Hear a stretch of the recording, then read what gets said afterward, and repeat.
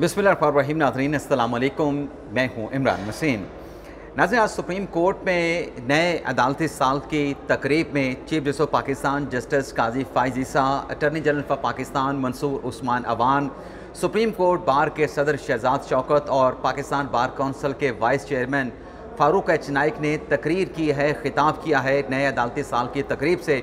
लेकिन इस तकरीब के बाद जो हमारी chief justice of Pakistan justice Qazi Faez Isa के साथ गैर रस्मी गुफ्तगू हुई है, जिसमें एक्सटेंशन से मुतल्लिक भी सवाल पूछा गया, जिसमें जजेस की तादाद बढ़ाने के हवाले से भी चीफ जस्टिस से काजी फ़ाइज़ ईसा से सवाल पूछा गया।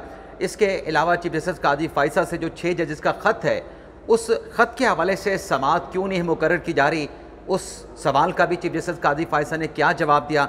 एक्सटेंशन से मुतल्लिक एक से ज़्यादा सवाल पूछे गए, चीफ जस्टिस काजी फ़ाइज़ ईसा ने उन सवालों का क्या जवाब दिया और फिर जुडिशल ईयर की तकरीब से खिताब करते हुए चीफ जस्टिस पाकिस्तान काजी फ़ाइज़ ईसा का क्या कहना था, उस हवाले से भी डिटेल इस ब्लॉग में आपके साथ हम शेयर करने जा रहे हैं। मेरे साथ आज के प्रोग्राम में जानज़ेब अब्बासी कुछ देर में ज्वाइन करेंगे, लेकिन फ़िलहाल जब तक वो आते हैं, थोड़ा सा वो अपना ऑफिशियल वर्क कर रहे हैं, वो उनको भी अपने प्रोग्राम में हम शामिल करेंगे। लेकिन ये जो सवाल चीफ जस्टिस काजी फ़ाइज़ ईसा से पूछा गया, ये हमारे 2 से 3 दोस्तों ने पूछा। एक फैसल पाशा साहब हैं, उन्होंने उनसे ये सवाल पूछा चीफ जस्टिस काजी फ़ाइज़ ईसा से। सबसे पहले तो ये एक्सटेंशन के सवाल की डिटेल आपके साथ शेयर कर लेते हैं। सवाल ये पूछा गया कि राना सनाउल्लाह कह रहे हैं कि अगर तमाम जज साहबान की उम्रें बढ़ा दी जाएँ तो आप भी एक्सटेंशन लेने पर मुत्तफ़िक हैं। पिछले दिनों राना सनाउल्लाह साहब के इस बयान को ले के हवाला दे के बहुत ज़्यादा ढंडोरा पीटा गया, प्रोपोगंडा किया गया, कंपेन चलाई गई, लीजिए जी काजी फ़ाइज़ ईसा इस तरीके से एक्सटेंशन लेना चाहते हैं।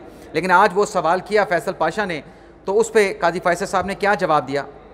काजी फ़ाइज़ ईसा साहब ने कहा कि राना सनाउल्लाह साहब को मेरे सामने ले आएँ। एक मीटिंग हुई थी जिसमें वज़ीर कानून थे, अटॉर्नी जनरल थे और जस्टिस मंसूर अली शाह के साथ भी उनकी बात हुई थी।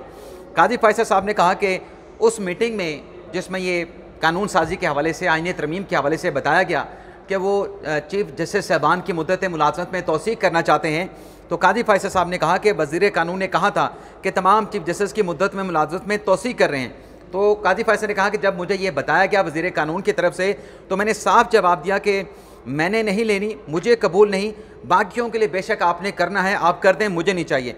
और फिर काजी फ़ाइज़ ईसा ने भी कहा कि मुझे तो ये भी पता नहीं कि मैं कल ज़िंदा भी रहूँगा या नहीं रहूँगा। 6 जजेस के ख़त के हवाले से जो सवाल पूछा गया चीफ जस्टिस काजी फ़ाइज़ ईसा से, उसका काजी फ़ाइज़ ईसा साहब ने यह जवाब दिया कि जस्टिस मुसर्रत हिलाल बीमार थी, अलील थी, उनकी अलालत की वजह से 6 जजेस वाला जो ख़त है वो दोबारा समाअत के लिए फ़िक्स नहीं हो सका। अच्छा, उस पर एक साफ़ी ने सवाल दागा कि जैसे मिलिट्री कोर्ट में आपने बेंच दोबारा से तब्दील कर दिया था, तो उसमें भी आप मुसर्रत हिलाली साहबा का बेंच जो है वो तब्दील कर देते। तो काजी फ़ाइज़ ईसा ने कहा कि उसमें भी आपको दोबारा से जो है आपको कमेटी में जाना पड़ता।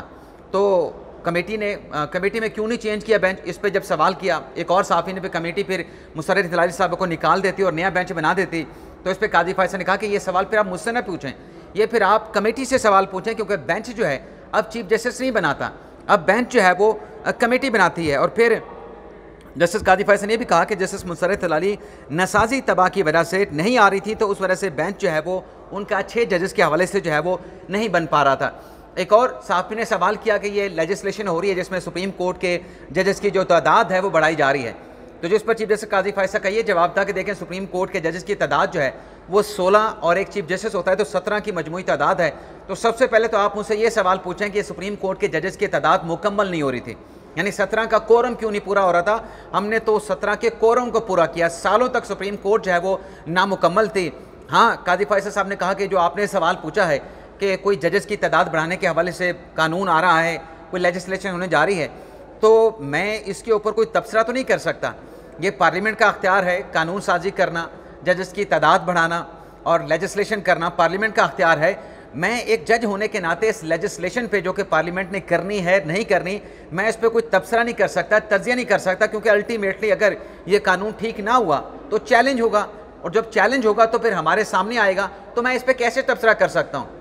मैं तो कहूँगा कि पार्लियामेंट का अख्तियार है, जब कानून बनेगा तो कानून जो है वो देखा जाएगा। जानज़ेब अब्बासी साहब हमें ज्वाइन कर चुके हैं। जानज़ेब अब्बासी साहब, काजी फ़ाइज़ ईसा साहब की जो एक्सटेंशन का जो मामला है, जो बहुत ज़्यादा प्रोपेगेंडा किया गया कि काजी फ़ाइज़ ईसा एक्सटेंशन लेना चाहते हैं, तौसीक़ लेना चाहते हैं, बल्कि कुछ लोग तो यहाँ तक कह रहे थे कि 3 साल की जो तनख्वाहें हैं वो काजी फ़ाइज़ ईसा के मुँह पे मारी जाएँ। यहाँ तक भी अब वो बड़े साफ़ी बनते हैं, ज़ाहिर सी बात है और इस किस्म की सहाफ़त हमने कहीं से नहीं सीखी। और फिर कुछ दोस्त ये भी कह रहे थे कि काजी फायद साहब जो है वो एक्सटेंशन के लिए मरे जा रहे हैं, बेचैन है कि उनको एक्सटेंशन क्यों नहीं दी जा रही। तो आज जो साथियों ने सवालात किए हैं, बल्कि मैं तो ये भी बता दूं कि एक साथी ने ये भी सवाल किया जब काजी फायद साहब वहाँ से जा रहे थे कि ये आपका जो टेन्योर है चीफ जस्टिस पाकिस्तान का, आपने इसको कैसे इंजॉय किया कि नहीं किया। तो काजी फायद साहब ने उसका ये जवाब दिया कि बड़ी मुश्किल नौकरी है चीफ जस्टिस की, दुनिया की मुश्किल नौकरी है, ये भी काजी फायद साहब ने जवाब दिया। अब आपने जो बातें सुनी आज गैर रस्मी हमारी जो गुफ्तगू हुई है, उसको आप कैसे देखते हैं, उस पर आपका एनालिसिस क्या है?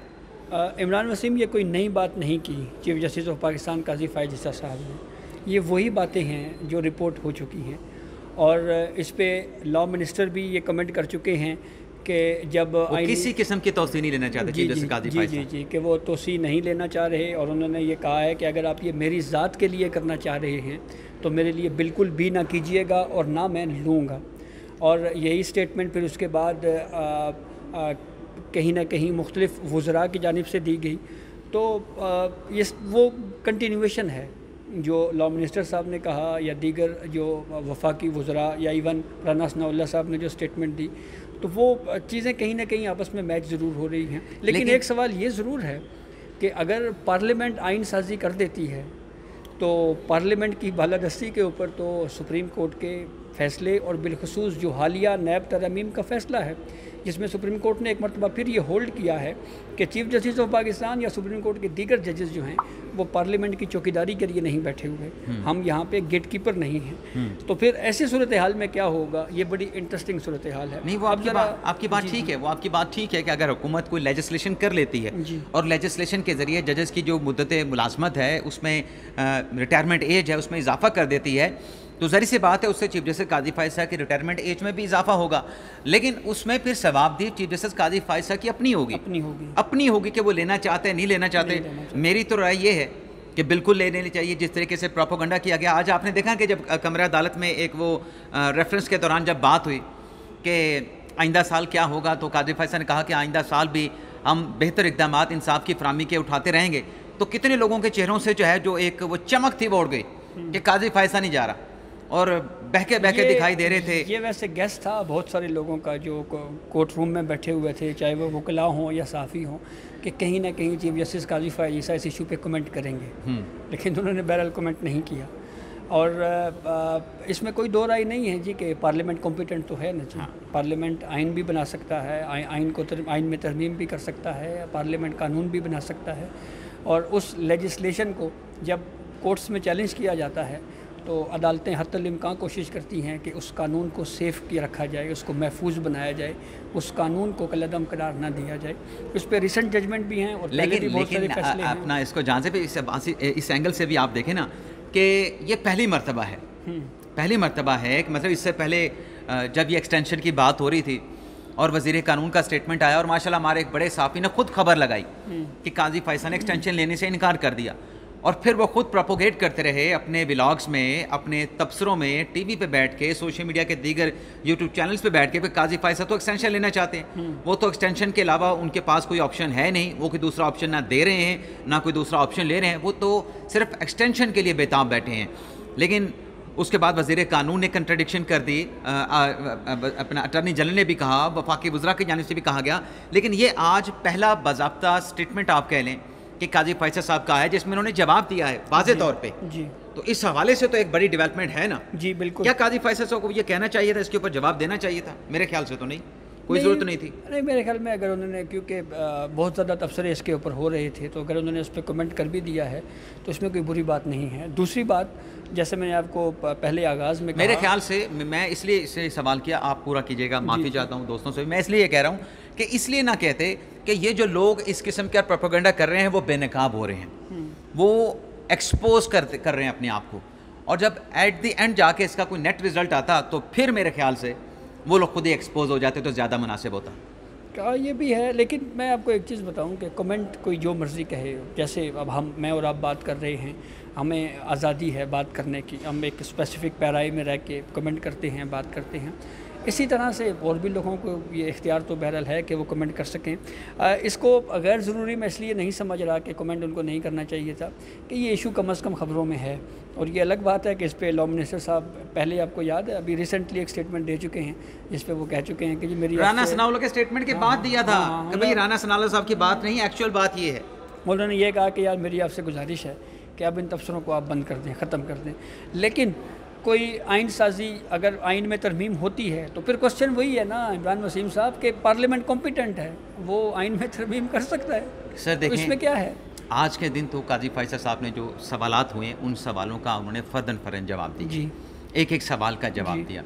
यहाँ तक कि एक साहब ने सवाल किया कि अमेरिका में जी वहाँ पे चीफ जस्टिस ताहयात होता है, वहाँ पर जो है जो मुकदमात पड़े होते हैं उसमें जजेस जो इंतज़ामी साइड पे फैसला करते हैं कि कौन से मुकदमात हमने सुनने और कौन से मुकदमात हमने नहीं सुनने। तो काजी फैसल ने कहा कि हम तो ये नहीं कर सकते, हम अपने चैम्बर्स में बैठ के किसी लिटिगेशन को सुने बगैर जो है उसके मुकदमात को कैसे हम डिसमिस कर दें कि हम मुकदमात नहीं सुनेंगे और ये फ़लाँ मुकदमात हैं, इनको हम समाअत करेंगे।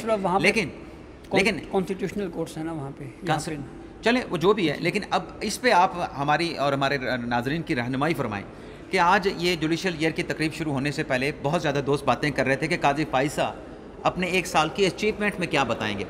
तो काजी फाइसा ने अपनी अचीवमेंट में क्या बताया कि एक साल में उन्होंने कौन से माइलस्टोन हैं जो तय किए हैं या हासिल किए हैं। काजी साहब ने अपने एक साल का जो दौर गुजरा है उसमें उन्होंने शुरू किया जब उन्होंने ओथ लिया और फिर उसके बाद पहले फुल कोर्ट मीटिंग बुलाई, फिर उसके बाद प्रैक्टिस एंड प्रोसीजर कानून डिसाइड किया, अपने इख्तियारात सरेंडर किए, लाइव स्ट्रीमिंग दिखाई, जुडिशरी के अंदर ख़ुद एहतसाबी का जो अमल है उसको मुतहर्रिक करते हुए एक जज जो हैं उनके ख़िलाफ़ प्रोसीडिंग का आगाज़ किया। उन जज साहब ने ख़ुद कहा जी कि हमारी जो प्रोसीडिंग है इसको ओपन किया जाए। फिर उसके बाद जो डेपुटेशन के ऊपर सुप्रीम कोर्ट में नकवी साहब की आप बात कर रहे हैं, आप तो नाम लेना, काजी साहब ने नाम ले लिया, आप तो नाम लें, आप उनको जस्टिस नहीं कह सकते, ये सुप्रीम कोर्ट ने हमें रोका हुआ है। मुज़ाहिर अली नकवी, मुज़ाहिर अली नकवी, ठीक है, अच्छा जी। फिर उसके बाद उन्होंने कहा जी कि डेपुटेशन के ऊपर लोग बैठे हुए थे कई साल से और उसकी वजह से जो सुप्रीम कोर्ट के अपने मुस्तकिल मुलाजमीन हैं उनकी तरक्कियाँ नहीं हो पा रही थी, उनको हमने प्रोमोट किया।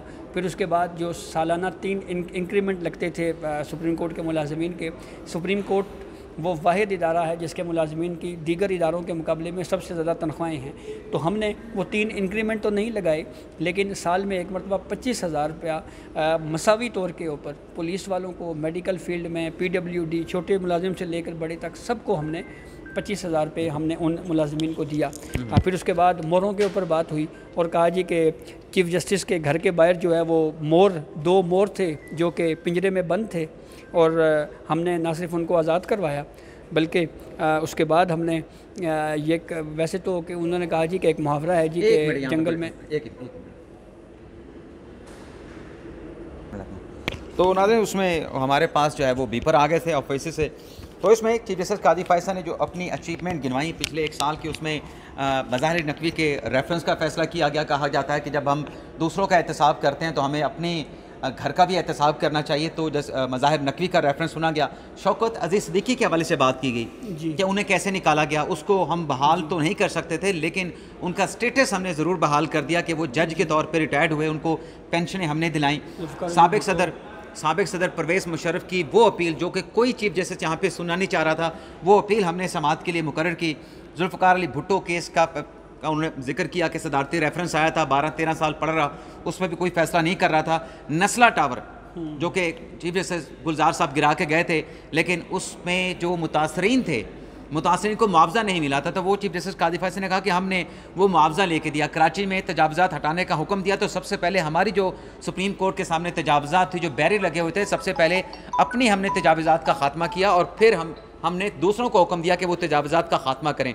और फिर काजी फैसल ने अपनी अचीवमेंट में ये भी बताया कि मारगला हिल का हमने फ़ैसला दिया और कुछ मुकदमात काजी फैसल ने कहा कि ऐसे होते हैं जिनका जो इफ़ेक्ट होता है, जो असर होता है वो बड़ा वसी होता है, आइंदा आने वाली नस्लों तक होता है। चीफ जस्टिस काजी फैसल ने कहा कि मेरे घर में 2 मोर रखे हुए थे। चीफ जस्टिस के घर में मोरों का क्या काम होता है, वो एक मिसाल काजी फैसल ने कहा कि मिसाल दी जाती है ना कि जंगल में मोर नाचा किसने देखा, तो चीफ जस्टिस के घर पे मोर नाचने का क्या मकसद है। मोर को जो है वो जंगल में ही नाचना चाहिए, तो उसे कलर कहार के जंगल में हमने भिजवा दिया। इसके अलावा भी बहुत सारी बातें की। चीफ जस्टिस काजी फैसल ने अपनी अचीवमेंट गिनवाई कि 15,660 मुकदमात का हमने इमसाल जब साल ख़त्म हुआ है हमने फ़ैसला किया है। और आपका फ़ोन जहाँ से बात सुन लें, लाजमी सुनाइए। अच्छा, आगे फिर चीफ जस्टिस काजी फैसल ने कहा कि हमने जजेस की तादाद को पूरा किया, एड हॉक जजेस हम लेके आए, कोशिश हमने की है कि जो कॉज लिस्ट के जो इश्यूज़ हैं उनको भी हल किया जाए, ज़ेर इल्तिवा मुकदमात को जल्द अज जल्द निपटाया जाए। और जो इटहाक जजेस हमने लगाए हैं, जिसमें जस्टिस सरदार तारिक मसूद हैं और जस्टिस मज़हर आलम मियां खेल हैं, उन्होंने गर्मियों की छुट्टियों के दौरान जो है वो मुकदमात की समाअत करते हुए 245 मुकदमात के उन्होंने फैसले किए हैं। आलम जजेस का उन्होंने जिक्र किया। और फिर एक ख़ास बात जो आके आजकल चलती रहती है अदलिया के हवाले से कि जस्टिस जहांगीर साहब की डिग्री को क्वेश्चन किया जा रहा है। माजी में जस्टिस मलिक शहजाद अहमद की बेटी के हवाले से बात होती थी कि उनकी बेटी ने एक्सीडेंट किया और उस एक्सीडेंट के नतीजे में जिसका बेटा दुनिया से चला गया उसको इंसाफ नहीं मिल रहा था। तो काजी फैसल साहब ने हवाला दिया कि ये हमने कोड ऑफ कंडक्ट जो था जजेस का उसमें भी हमने तरमीम की ताकि जो जिस जज के ऊपर इल्ज़ाम लगे वो इल्ज़ाम लगता रहता है लेकिन वो जज जवाब नहीं दे पाता, लेकिन हमने कोड ऑफ कंडक्ट में तरमीम कर दी ताकि अगर किसी जज पे इल्ज़ाम लगे तो अपने इल्ज़ाम का जवाब भी दे सकता है। इसके अलावा काजी फैसल ने कहा कि केस मैनेजमेंट के हवाले से मैंने एक कमेटी जो है वो तश्कील दी थी। वैसे तो फुल कोर्ट का भी उन्होंने जिक्र किया, फुल कोर्ट मीटिंग का भी जिक्र किया, लाइव स्ट्रीमिंग का भी उनकी तरफ से जिक्र किया गया, लेकिन ये भी चीज़ जैसे काजी फैसल ने कहा कि केस मैनेजमेंट के हवाले से मैंने जस्टिस मंसूर अली शाह और जस्टिस मुनीब अख्तर की सरबराही में एक कमेटी बनाई थी। उनसे कहा था कि आप तजावीज़ दें, अपना प्लान दें कि कैसे ज़ेर इल्तिवा मुकदमात की मैनेजमेंट बेहतर की जा सकती है। तो काजी फैसल ने कहा कि उसमें जस्टिस मंसूर अली शाह साहब का तो प्लान तो आया, तजावीज़ तो आई, लेकिन जस्टिस मुनीब अख्तर साहब की अभी तक जो है उस हवाले से कोई रिपोर्ट या प्रपोजल जो है वो सामने नहीं आई है। बाकी काजी फैसल ने कहा कि आइंदा साल भी इंसाफ का जो निज़ाम है, इंसाफ की जो फरामी है उसको बेहतर बनाने के हवाले से जो तजावीज़ आएंगी उस पर जो है वो गौर व खौस जो है वो किया जाएगा। जांसेब अब्बासी साहब चूँकि अपने बीपर में मसरूफ़ हैं तो इसकी वजह से मैं उनको अब दोबारा क्योंकि टाइम पूरा हो चुका है बुलाना मुनासिब नहीं रहेगा। तो आप नाज़रीन से इजाज़त चाहते हैं। कल जो पाकिस्तान तहरीक इंसाफ ने जलसा किया, लिमिन गंडापुर साहब ने जो वहाँ पे बड़ी बड़ी बड़कें लगाई हैं उस पर फिर किसी व्लॉग में हम बात करेंगे, लेकिन आज के इस प्रोग्राम में सिर्फ जो आज जुडिशल ईयर की तकरीब थी उस तक की आज के इस प्रोग्राम को रखेंगे और आपसे इजाज़त चाहते हैं। अल्लाह ताला हम सब का हामी नासर अपनी दुआ में याद रखिएगा। अल्लाह हाफ़िज़।